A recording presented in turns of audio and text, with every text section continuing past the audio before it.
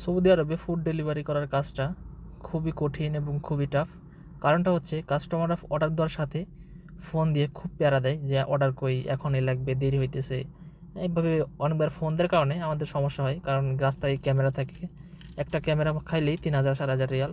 তো দেখেন অর্ডারটা নিলাম, অর্ডারটা নেওয়ার পর কাস্টমারে ফোন দিয়ে বলতেছে আমার তাড়াতাড়ি লাগবে, আমি চলে যাব, বাসায় থাকবো না, বাহিরে যাব। তো খুব প্যারা দিচ্ছিল। তো এখন আমি যাওয়ার চেষ্টা করবো তাড়াতাড়ি। আর এই জন্য সৌদি আরবে কেউ অনেক টাকা ইনকাম করতে পারে, কেউ পারে না। তো এটা হচ্ছে খুব ফেরার কাজ, কাস্টমারে বুঝাইতে হবে, ভাষা বুঝতে হবে। ভাষা না বুঝলে সৌদি আরবে গাড়ি চালানো খুবই টাফ।